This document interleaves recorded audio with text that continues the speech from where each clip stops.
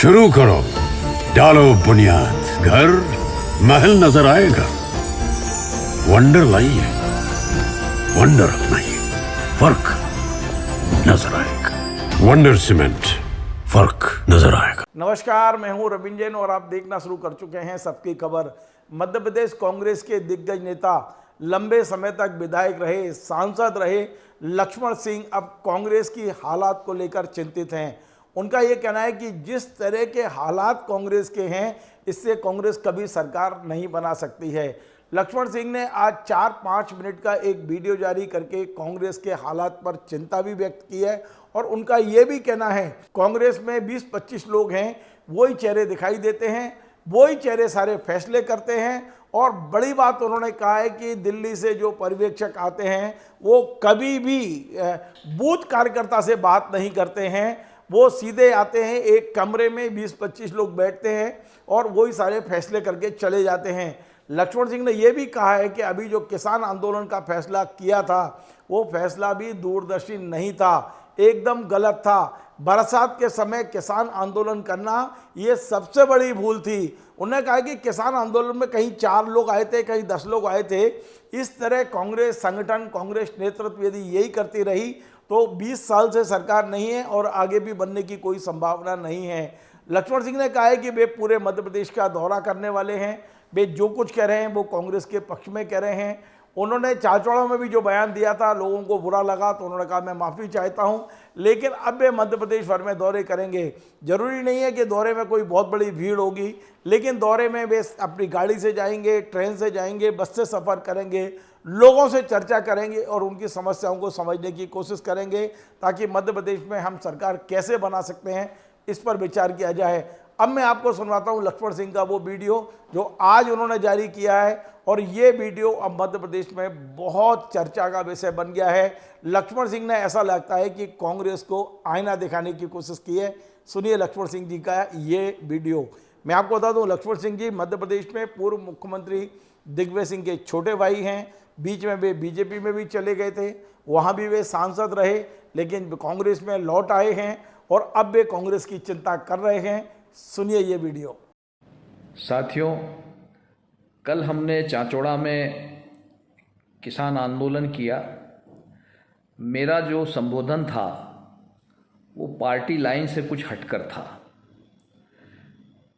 अगर इसके लिए किसी को बुरा लगा हो तो मैं उनसे क्षमा चाहता हूँ, पर मैं ये स्पष्ट कर दूँ कि मेरा उद्देश्य केवल और केवल कांग्रेस पार्टी को मजबूत करने का है और उसके लिए मैं सिर्फ 2-4 बातें कहना चाहता हूँ और निरंतर कह रहा हूँ, कहता रहूँगा।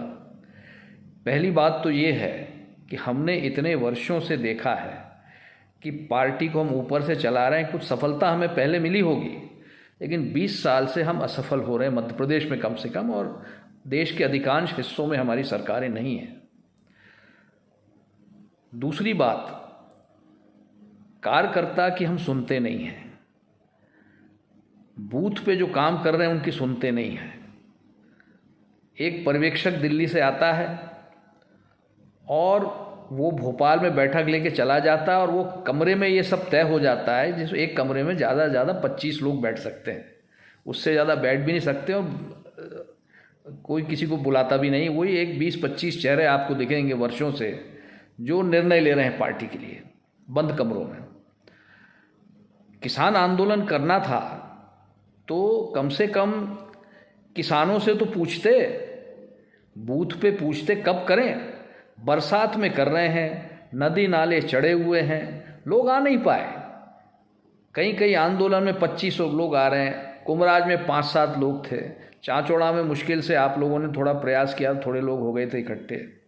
रावगढ़ में भी कोई ऐसा खास नहीं था, कहीं नहीं था। ये ऐसे क्षेत्र हैं जहाँ मुख्यमंत्री रहे हैं, जहाँ के और जगहों में मैंने जानकारी ली, कहीं आपको 50-100 से ज़्यादा लोग नहीं मिले। तो अगर हम पूछते किसानों से, हमारे साथियों से कि कब करें, तो वो बताते उस समय करते।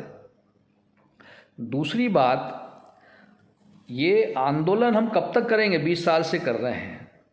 अच्छा होगा आंदोलन के बजाय हम सब बैठ के चिंतन करें कि हम किसान अपनी आमदनी कैसे बढ़ाएं। आंदोलन वर्षों से देख रहे हो रहे हैं, लेकिन नतीजा कुछ नहीं निकल रहा। ये सरकार से टकराव का रास्ता अपनाने से हल नहीं निकलेगा।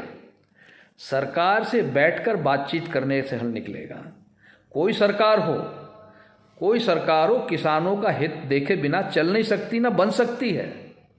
तो आइए हम सब मिलकर सरकार के सामने एक प्रस्ताव ले जाएं, पर उसके पहले हम चिंतन करें कि सब्जी के दाम कैसे मिलें, फसल के दाम कैसे मिलें, हमें लोन कैसे मिलें, जैविक खेती कैसे हो।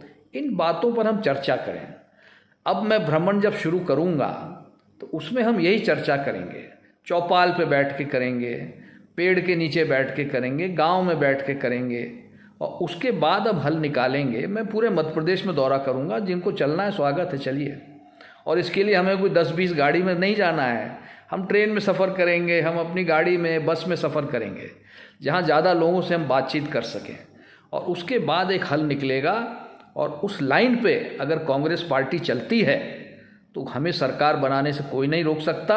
और अगर इस तरह जो चल रही है कि दिल्ली से आदेश आएगा, भोपाल से आदेश आएगा, तो फिर नतीजा जो आ रहा है उसमें कोई ज़्यादा फ़र्क नहीं पड़ने वाला। आप सबने इस वीडियो को सुना, इसके बाद सुझाव ज़रूर भेजिए। गलत हूँ तो बताइए मैं गलत हूँ, और अगर सही हूँ तो मेरा साथ दीजिए। आप सबको बहुत बहुत शुभकामनाएं। धन्यवाद। तो आपने सुना लक्ष्मण सिंह जी ने कांग्रेस को लेकर तमाम सारी बातें कही हैं, लेकिन मैं आपको बता दूं कि इस समय लक्ष्मण सिंह और दिग्विजय सिंह के बीच भी तलवारें खिंची हुई हैं। वे दोनों एक दूसरे के चुनाव प्रचार में नहीं जा रहे हैं।